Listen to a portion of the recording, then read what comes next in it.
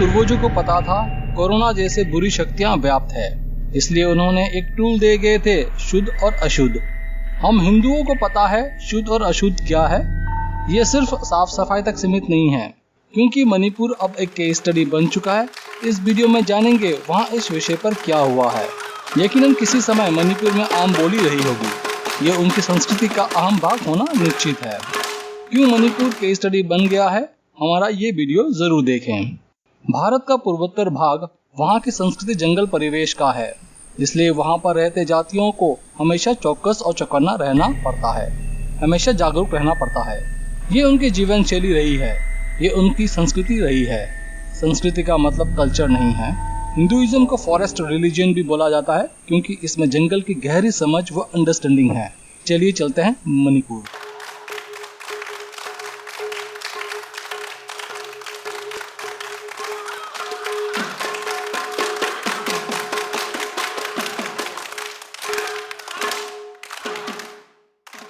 जंगल में जो जातियां रहती हैं उनको नाप तोल कर चलना पड़ता है, नहीं तो आपत्ति को गले लगाना पड़ सकता है।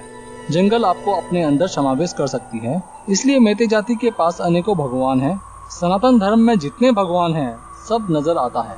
ये भगवान गाइड करती थी जंगल में कैसे रहना है। जहाँ भगवान इस जाति को गाइड करती थी, वहीं इस जाति के पास एक टूल था, एक हथियार था।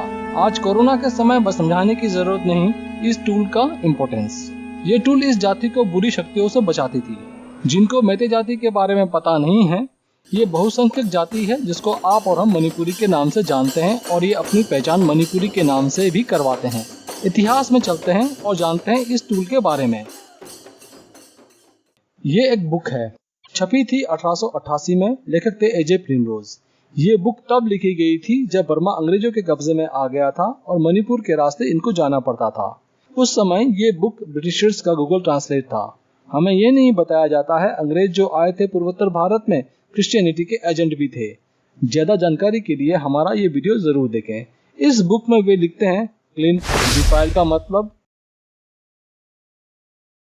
अब चलते हैं 1908 टीसी हडसन की बुक द मेटीज को पढ़ते हैं। यहाँ पर ये बोल दिया जाए, आज के दिन जो भी मणिपुरी नॉलेज के नाम पर जो भी बेचा व खरीदा जाता है, ये असल में हडसनियन नॉलेज है। इस नॉलेज के गॉडफादर टीसी हडसन है। उनकी 1908 में लिखी गई बुक हाईली टॉक्सिक है, पर ये बाइबल है मणिपुरी स्टडीज जो करते हैं। आज जो भी आप और हम पढ़ते हैं या सुनते हैं मणिपुर पर, इसका डायरेक्ट व इनडायरेक्ट लिंक इस बुक से है। ये क्यों टॉक्सिक है, हमारा ये वीडियो जरूर देखें। संक्षिप्त में ये बुक लिख के चले जाती है, मेते जाति कन्वर्ट हुई है हिंदुइज्म में, महाभारत और मणिपुर ये फेक स्टोरी है। इस बुक में हमें और थोड़ा जानने को मिलता है शुद्ध व अशुद्ध के बारे में। मांग, टू बी पोल्यूटेड और to be destroyed. Mangba, to be polluted has a religious significance for it applies to cases of ceremonial pollution. वे लिखते हैं, the Manipuris are very superstitious, demons of all kinds inhabit the small hills and other parts of the valley. ये यहाँ क्यों daemon लिखते हैं समझ में आता है, वे क्रिश्चियनिटी के दृष्टि से देख रहे थे।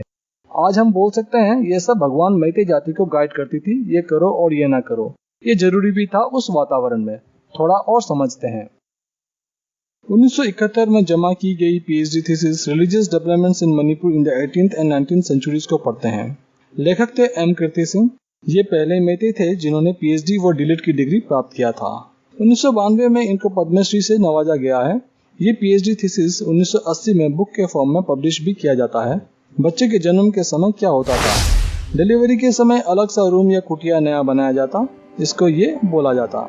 ब्राह्मण तीसरे और 5वें महीने में वातावरण को शुद्धि करता था। माइबी के मदद से पूरा डिलीवरी प्रोसेस होता था। यहाँ माइबी को हम समझ सकते हैं, ये दाई का काम करती थी।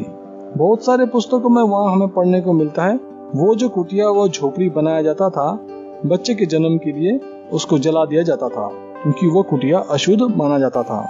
इससे हमें ये जानकारी मिलती है ये समाज किस लेवल में अशुद्ध व अशुद्ध का पालन करती थी।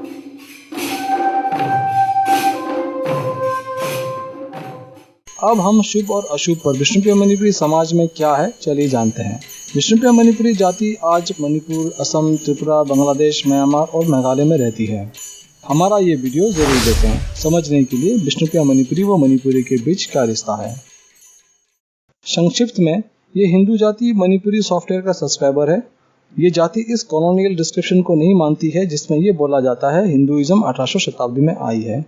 मणिपुरी संस्कृति जो भाषा तक सीमित किया जा रहा है इन सबको नहीं मानती है। कारण एक ही है, ऐसे विचार इस जाति के लिए पॉइजन पिल साबित होंगे। फिर इस जाति का ध्वंस होना निश्चित है। भारत के पूर्वोत्तर भाग में कई जातियां ऐसे ही ध्वंस हो गई है। दुर्भाग्यवश अब ये जाति ज्यादा वल्नरेबल हो गई है। जैसे मैते हिंदूज को मणिपुरी सीन से बाहर कर दिया गया है, एंटी मणिपुरी ताकतों के द्वारा अब ये कुछ आइडियाज बनाएंगे और इस जाति के अंदर डाल दिया जाएगा, जैसा कि मैते हिंदूज के साथ हुआ। मैते हिंदूज ने 1960 तक विरोध किया, पर समाज कन्फ्यूजन स्टेट में चला गया और नई जनरेशन आ गई। कोई अगर चाहता है मणिपुरी हिस्ट्री का निचोड़ सिर्फ 100 सालों में क्या हुआ पर वीडियो बनाया जाए, जरूर कमेंट करें। चलिए पढ़ते हैं ये विष्णुप्रिया मणिपुरी समाज कैसे प्रयोग करते आई है शुभ और अशुभ को। वे लिखते हैं, विष्णुप्रिया मणिपुरी अपने घरों को, बर्तनों को और अपने कपड़ों को साफ सफाई से रखते हैं और सुबह के समय बिना घर साफ किए और बिना नहाकर महिलाएं खाना नहीं बनाती हैं। वे आगे लिखते हैं, शौच के बाद पुरुष और महिलाओं को नहाना कंपलसरी है।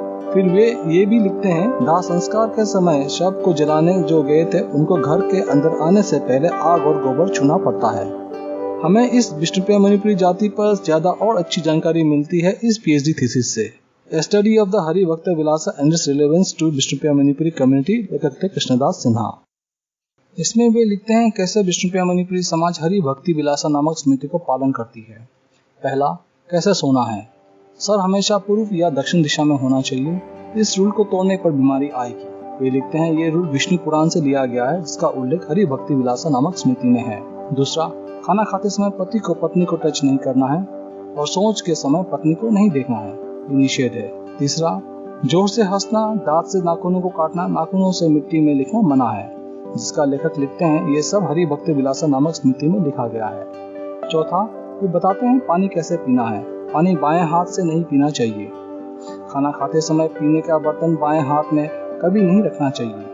अगर बाएं हाथ में रखा जाता है वो वाइन बन जाता है, यानी अशुद्ध हो जाता है और खाना खाने लायक नहीं रह जाता है। ऐसे अनेकों जीवन के सिद्धांत हैं जो ये समाज पालन करते आई है। ये जरूरी भी है क्योंकि जंगल की संस्कृति में सख्त रूल्स होते हैं, नहीं तो आप मुसीबत गले लगा रहे हो। स्मृति क्या है। सनातन धर्म के नॉलेज सिस्टम के अनुसार दो भाग हैं, श्रुति और स्मृति।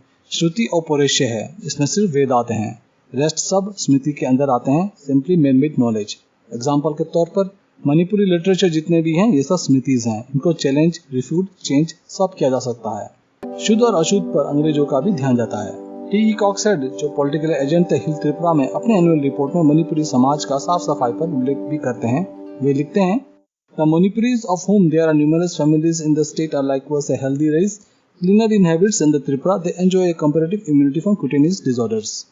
ये लिखा गया था 1876 में। अब तक आप लोगों को समझ में आ गया होगा कैसे कारगर तरीके से अनंत काल से मणिपुरी समाज शुद्ध और अशुद्ध का पालन करते आई है।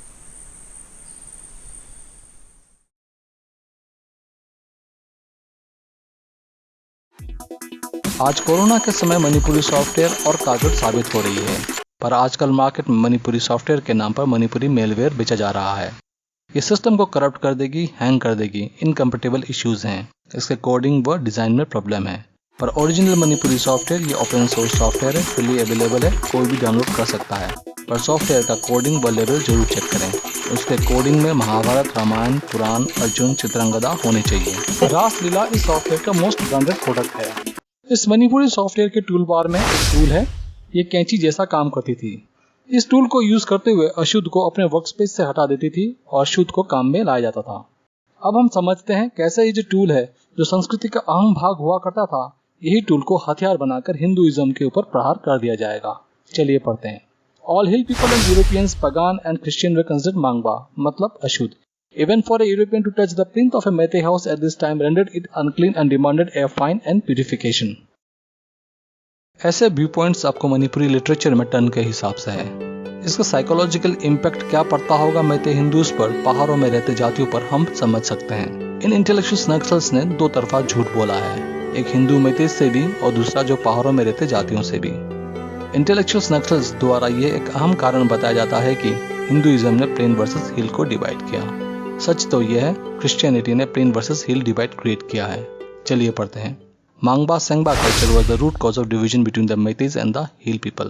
इस वीडियो में हमने बताया जन्म से मृत्यु तक शुद्ध व अशुद्ध ये सिर्फ दूसरों के लिए लागू नहीं किया जाता था, पर ये खुद अपने साथ भी फॉलो करते आए हैं। गलत तो तब होता जब खुद फॉलो नहीं करती और दूसरों को पालन करवाती। ऐसा तो कभी हुआ नहीं। आफ्टर ऑल जंगल संस्कृति है, चौकस और चौकन्ना रहना संस्कृति का अभिन्न भाग रहा है। इन जातियों ने कभी इस थंब रूल को तोड़ा नहीं और ना दूसरों को तोड़ने दिया, बल्कि दूसरों को बचाया अदृश्य शक्तियों से। ये छोटी सी बात मणिपुरी इंटेलेक्चुअल्स नक्सल्स को पता नहीं था, पर एजेंडा और कुछ है।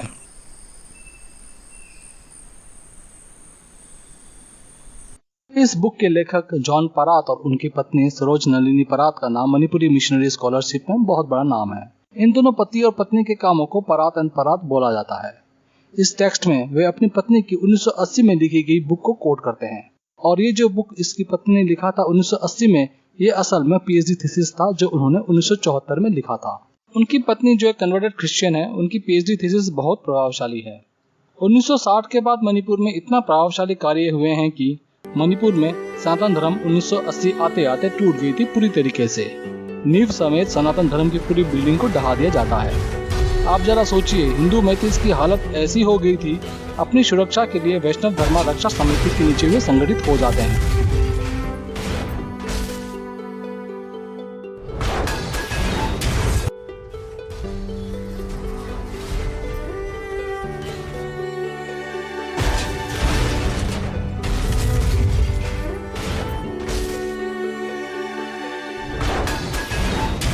क्योंकि एकेडमिक्स, पॉलिटिक्स, लैंड में एंटी हिंदुइज्म व एंटी मणिपुरी ताकतों का कब्जा हो चुका था। हिंदू पूजा स्थलों का धड़ल्ले से कब्जा हो रहा था। हिंदू देवी देवताओं को तोड़ा जा रहा था। रामायण और महाभारत जलाया जा रहा था। वहीं भगवान की पारंपरिक मान्यताओं के साथ छेड़खानी किया जा रहा था। इन सब घटनाओं का इम्पैक्ट सिर्फ नेते हिंदूज नहीं थे। मणिपुर का गाड़ी किसी और के पास चले जाती है। नेते हिंदूज को ड्राइविंग सीट से निकाल दिया जाता है। ये आज भी ड्राइविंग सीट में नहीं है। जब ये गाड़ी बराक वैली में पहुंचती है, ये टकराती है विष्णुपुर मणिपुरी जाति के साथ। बराक वैली गुवाहाटी से तकरीबन 300 किलोमीटर दूर है और इम्फाल से 250 किलोमीटर दूर। हमारा ये वीडियो अवश्य देखें। ये जो गाड़ी है एक्सीडेंट जरूर कराएगी। पता नहीं नेक्स्ट कौन से हिंदू जाति के साथ टकराएगी, क्योंकि इससे कोर में मणिपुर और महाभारत फेक है। जब महाभारत फेक है, मणिपुर फेक है, आस पड़ोस में रहते हिंदू जातियों के साथ टकराना लाजमी है। आज नहीं तो कल, कल नहीं तो परसों। दूसरा, ऐसे विचार डायरेक्ट चैलेंज करती है भारतीय संस्कृति और सभ्यता को, क्योंकि भारत में आदिकाल से रामायण और महाभारत ग्रांडेड नैरेटिव रहा है। ये एक टेबल है जो हमें मिलता है इस पीएचडी थीसिस में। पहले कॉलम में हिंदू पूजाओं के नाम है, दूसरे कॉलम में मैते भाषा में हिंदू देवी देवताओं का नामांकन किया गया है, और चौथे कॉलम में ये कब कराएगी। आज हमें समझाने की जरूरत नहीं ये सब क्यों किया गया। जो थोड़ा सा भी रिलीजन ऑफ लव और रिलीजन ऑफ पीस का हिस्ट्री जानता है, उनको समझ में आ गया होगा। अटैक एंड एप्रोप्रिएट, ये सब घटनाएं 1980 में मणिपुर में हो रहा था और देश को पता ही नहीं। कश्मीर तो 10 साल बाद हुआ है। आप कितना जानते हैं मणिपुरी मिशनरी नॉलेज पर कमेंट सेक्शन में लिख सकते हैं। वे कौन से ताकतें थी जिन्होंने मैते हिंदूज पर अटैक किया। आश्चर्य और हैरानी इस बात पर आती है 1895 में फॉरेन डिपार्टमेंट लिखता है, Meiteis held to the tenets of the Hindu religion almost to fanaticism. Meghalaya में खासी जाति रहती है, उन्होंने इस कंसेप्ट को बढ़िया यूज किया है। जो खासी क्रिश्चियनिटी में कन्वर्ट नहीं हुए हैं उनको सेंग खासी बोला जाता है। आप लोगों को यहाँ बता दिया जाए, खासी पहली जाति थी पूर्वोत्तर भारत में जो क्रिश्चियनिटी में पहले कन्वर्ट हुए थे। हमारा ये वीडियो अवश्य देखें। अब तक आप लोगों को समझ में आ गया होगा कि सिंपल दिखने वाली शुद्ध और अशुद्ध जो मणिपुरी संस्कृति का भाग हुआ करता था, कैसे उसके मीनिंग को चेंज कर दिया जाता है। जहाँ 1888 में ये मीनिंग था, कॉलोनियल राइटर्स ने कुछ नहीं किया, पर आज के दिन इंटेलेक्चुअल्स नक्सल्स द्वारा ये मीनिंग दिया गया है, reason for plain versus hill divide. दूसरे शब्दों में, क्रिश्चियनिटी नेचुरल और लोगों के बीच बॉन्ड क्रिएट करता है और हिंदुइज्म सिंथेटिक है और लोगों के बीच डिवीजन लाता है। 1960 में मणिपुरी इंटेलेक्चुअल्स नक्सल्स का ये और एक योगदान है मणिपुरी मिशनरी स्कॉलरशिप में। उनके और भी परपंच हैं। कहीं इस वीडियो में समझ में नहीं आया हो, कमेंट अवश्य करें। मणिपुर से संबंधित और भी वीडियोस हैं, वो जरूर देखें। मणिपुर अब एक केस स्टडी बन चुका है और इस वीडियो में हमने इस विषय पर छोटा सा केस स्टडी प्रस्तुत किया है। वीडियो पसंद आया हो, लाइक और शेयर अवश्य करें। सब्सक्राइब धर्मास ज्ञान।